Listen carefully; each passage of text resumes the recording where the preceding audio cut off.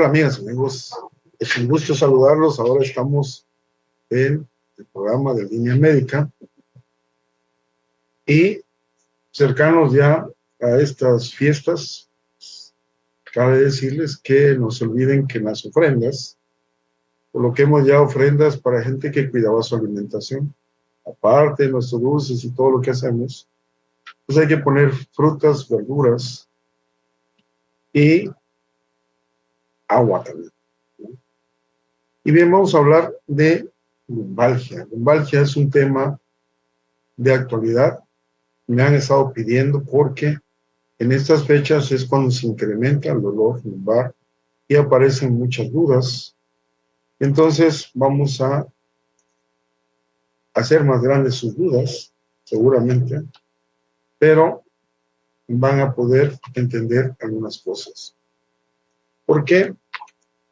Cuando hablamos de lumbalgia como un tema de actualidad, vamos a entender que es un dolor de espalda, un dolor de espalda baja y tiene varias modalidades.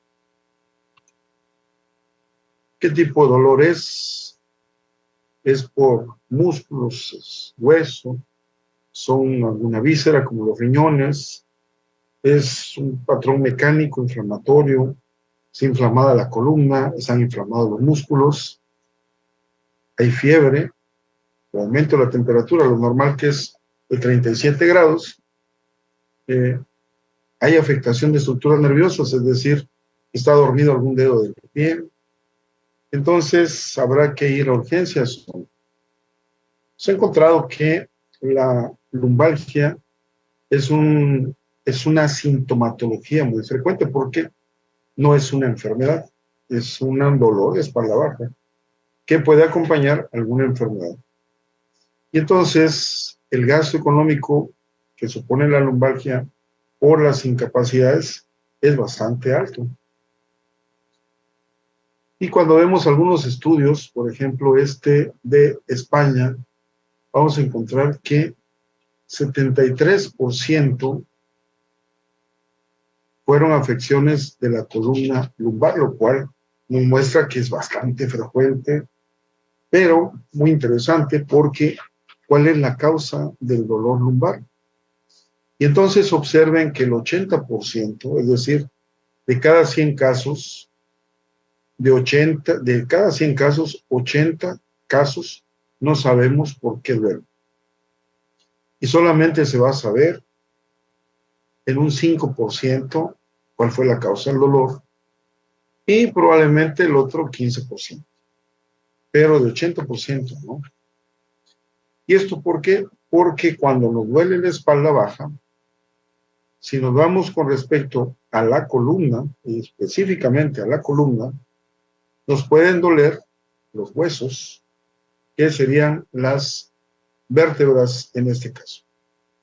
Nos pueden doler, estos son los huesos, son las vértebras, y aquí observamos la parte de las vértebras, que es en la parte de atrás.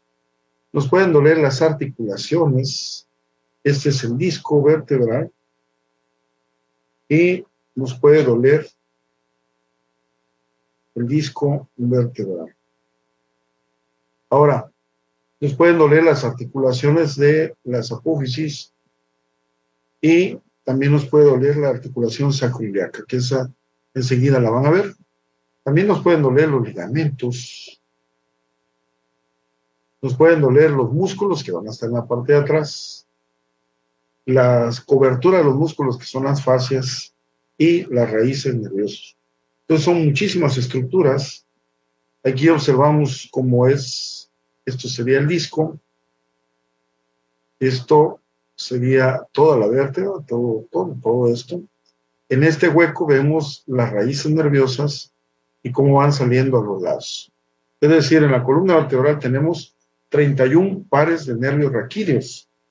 Tenemos 26 vértebras, pero tenemos 31 pares de nervios raquídeos. Y, es decir, un nervio del lado derecho, otro nervio del lado izquierdo, así viene desde la columna cervical. Y entonces cuando vamos a explorar a los pacientes, es muy importante los médicos tenemos que hacer una evaluación ortopédica y esto lo hacemos con historia clínica, es decir, vamos a revisar desde asimetrías, desde alguna presencia de enfermedad en la piel hasta donde duele más y vamos a ir haciendo la exploración de la movilidad, de la fuerza muscular, vamos a explorar varias maniobras y vamos a checar, por supuesto, después, al final, vamos a verificar cómo se encuentra el mapeo de la piel, que le llamamos dermatomos. Y ahora, ¿qué señales tenemos de alertas cuando hay una lumbalgia? Antes de continuar con la plática, si ustedes se dan cuenta, hay mucha información en la red que ustedes consultan, pero nos está quedando claro que la lumbalgia la debe de ver un médico general, una médica general o un especialista, pero se tiene que revisar porque un dolor que no se quita no es así de sencillo porque pueden haber muchas causas. Entonces, ¿cuándo podemos ver si la lumbalgia es potencialmente grave? Cuando hay un traumatismo, como por ejemplo un accidente en moto y uno vuela y se golpea, una caída de varias gradas, antecedentes de que haya un tumor, VIH o inmunodepresión, que haya otro padecimiento, que se tenga alguna patología donde se está tomando cortisona y varios esteroides durante mucho tiempo, si hay adicción a las drogas y se inyecta uno por vía intravenosa o intramuscular, y si hay antecedentes de que hay una cirugía previa, o si las piernas pierden la fuerza y no se recuperan, entonces estas son señales de alerta para que podamos ir a ver al médico. Este es el mapa del cuerpo. Cada numerito que ven ustedes es la parte de la piel que es inervada por un nervio, de esos 31 pares de nervios que les dije, que va a inervar a la piel, a los músculos, y por supuesto, en los reflejos vamos nosotros a tener también la verificación del estado de uno de los nervios. Por ejemplo, cuando está afectado el nervio de L4, es decir, el nervio que pasa entre la vértebra cuarta y quinta lumbar, vamos a encontrar que puede ser afectación del pie que no pueda hacer esto, o bien que el reflejo rotuliano no esté presente, o bien que no sienta en esta parte de la orilla del pie. Esto sería indicación de que tiene un compromiso a nivel de ese nervio. Y así, por supuesto, el de 5, tenemos S1, que es el nervio que más frecuentemente se va a afectar porque es el que sale entre L5 y S1, y vamos a encontrar esto. El paciente no va a poder separar de puntas y va a haber dormido toda la parte del dedo pequeñito del pie. Ahora, una lumbalgia se puede ver a una fractura, como observamos acá, aplastamiento del L3, se puede ver a un deslizamiento vertebral, como observamos aquí, entre L5 y S1, se ve que está deslizado, se fue hacia adelante esto. Puede verse por un proceso de envejecimiento severo de la columna. Aquí observamos que ya no hay disco, ya se pegaron las vértebras. Esto sería una espondiloartrosis. Espóndilo es columna, artrosis prácticamente es envejecimiento articular. Puede haber una megapopsis transversa, como pueden observar. De este lado se ve pequeñito esta parte de la vértebra, y de este lado de nacimiento se trae ya así esta apopsis transversa, y esto puede ser causa de dolor. Y viendo la resonancia, vamos a tener, por ejemplo, el caso de este paciente que de forma súbita y sin que haya hecho un esfuerzo completamente muy fuerte, empieza a perder la fuerza de las piernas. Y ¿qué es lo que encontramos? Que hay una hernia bastante grande. Los médicos, las médicas, tenemos ya algunos algoritmos como observamos aquí, para saber qué hacer. Esto se estudia, para eso estudiamos medicina muchos años. Y ahora, cuando hablamos de lumbalgia, fíjense, hablamos de dolor de la espalda baja. Ese es el síndrome de dolor lumbar puro. Pero también puede haber lumbociática izquierda, como en este caso, puede haber lumbociática derecha, o bien puede haber lumbociática bilateral, que quiere decir que duele la espalda baja y aparte duele todo el trayecto del nervio ciático. También tenemos dentro de la lumbalgia un dolor neural intermitente. Y tenemos el dolor lumbar atípico, que duele la espalda, pero también duele arriba y también duele abajo, en estas zonas marcadas. Por eso, este tipo de problemas debe verlos una doctora o un doctor, o un médico o una médica, y nosotros verificaremos si es un dolor lumbar puro, si es un dolor lumbociático, si es un dolor por claudicación neural intermitente y si es un dolor lumbar atípico. Entonces, ya de acuerdo a esto nos va a ir orientando sobre qué es lo que está pasando con el paciente.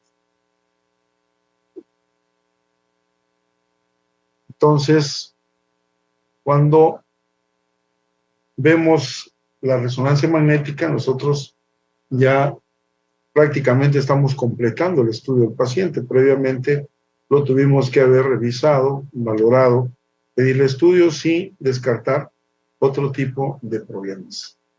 Así que tenemos mucha información para que podamos nosotros diferenciar si no se trata de una infección del disco, de una infección de la vértebra, de una infección que salió la pus y se hizo un absceso epidural, si no se trata de una tuberculosis vertebral, que es el mal de Pot, que normalmente está entre T9 y T10, y entonces esa sea la causa. El médico lo va a relacionar obviamente con tos, pero puede presentarse incluso sin la tos.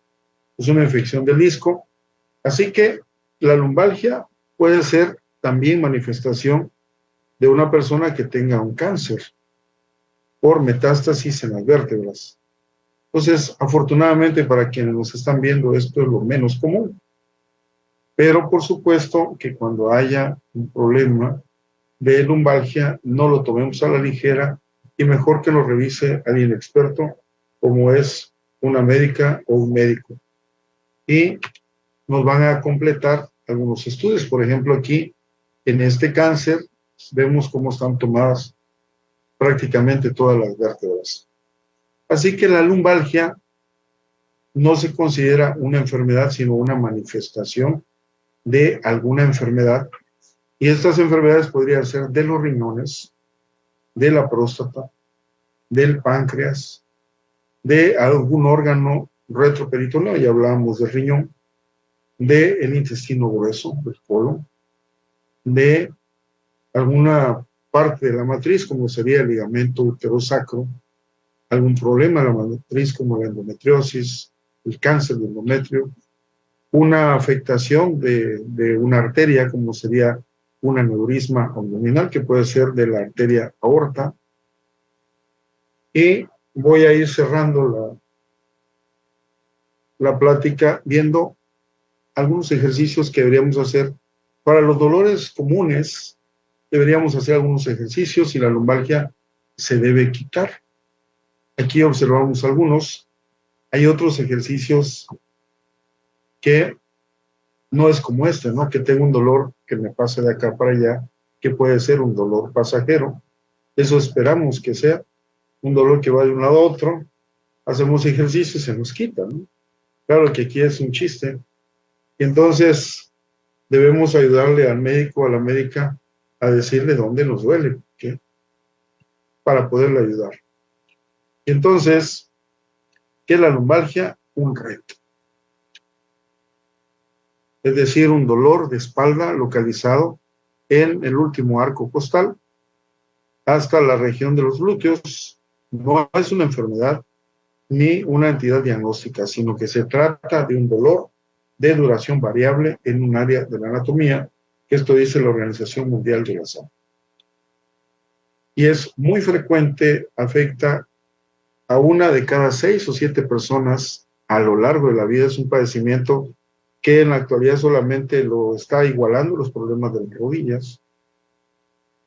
80%, es decir, de cada 100 pacientes, 80 alguna vez van a tener lumbalgia. La recuperación en un 90% va a ser a los 3 meses. El otro 4% puede durar más de 6 meses. En algunas personas puede recurrir de 30 a 70%, y es más frecuente en la edad productiva, aunque cada vez se ve mucho más antes. Es decir, también los tenemos en los niños y en los adolescentes. Y entonces vemos factores de riesgo y se dan cuenta que ahora tenemos muchos factores de riesgo, como sería el sedentarismo. Hay que hacer ejercicio por lo menos una vez al día. Hay que tratar de cuidar nuestra alimentación. Hay que tener cuidado sobre todo con este tipo de trabajos donde afectamos mucho la columna. Yo le recomendaría hacer ejercicios de dominadas. Si tenemos ese tipo de trabajo, tenemos que fortalecer nuestro cuerpo para que lo pueda aguantar sin lesionarse. Y debemos mantener una actitud positiva ante la vida para que no tengamos este factor de riesgo que podría ir de la depresión. Y ahora, si vamos a hacer esto, si vamos a cargar mucho peso, tenemos que prepararnos. No es de la noche a la mañana que alguien puede levantar ese peso. Y el embarazo, al subir de peso, nos va, obviamente aumenta hasta 10 kilos una mujer, por lo tanto, es un factor de riesgo. Y voy a terminar con esto, vean. Después hablaremos de una segunda parte. El dolor lumbar, vamos a tener que las hernias de disco son solamente el 25%, porque luego pensamos que todos son hernias de disco. El 10% es muscular. Del 15 al 45% son las articulaciones que duelen, y del 10 al 30% es la articulación sacroiliaca. Entonces, este es del dolor inespecífico, es decir, de aquel que no le encontramos causa. Decíamos que el 80% no le encontramos causas. Esas causas están entre estas 4. Y entonces, la lumbalgia que dura menos de 6 semanas la clasificamos como aguda, y la que dura más de 12 semanas como crónica. El médico, la médica van a buscar la causa, van a dar el tratamiento, o vamos a dar el tratamiento. Ya nosotros tenemos experiencia para eso, tenemos una información que hemos revisado muchísimas veces, tanto en la universidad como después en la práctica hospitalaria. Entonces, seguramente le vamos a poder ayudar. Así que, amigas quienes nos están viendo aquí en Línea Médica en Ultimatum MX, les recuerdo esta frase de este pionero de investigación de la columna vertebral. Solo entre el 10 y el 20% de los dolores de espalda, con suerte, se puede determinar una causa, pues del 80 al 90% de los dolores de espalda son inespecíficos. Y esto continúa vigente. Por eso no es indicación que vamos a operar una hernia de disco de inicio, porque los dolores no se deben siempre a una hernia de disco. Y quiero terminar con esto. La higiene postural, tenemos que cuidar nuestros factores de riesgo, y estos 4 ejercicios, vean, esto hay que hacerlo, hay que enseñárselo a nuestros hijos, hay que hacerlo nosotros, porque estos 4 ejercicios nos van a mantener una espalda sana. Van a permitir, y esto lo hacemos en la cama, al despertarnos, y lo hacemos cuando nos vamos a acostar. Entonces ya estaríamos haciendo mucho por nuestra columna y para evitar que tengamos esos problemas de dolores de espalda. Seguramente en alguna ocasión les voy a hablar específicamente de cómo se hacen, pero ahí les dejo las imágenes, se llama ejercicio de Williams. Y amigas y amigos, se despide de ustedes su amigo, el doctor Didier Gómez Trujillo, aquí en Ultimátum MX, en Línea Médica, y los invitamos a ver los noticieros de la mañana, de la tarde, y ver todos los programas que tenemos para ustedes. El día miércoles estamos con Guerreros de la Paz y los días viernes con Mundo de Letras y todos los programas que tiene Ultimátum. Amigas y amigos, nos vemos y no se olviden de sonreír.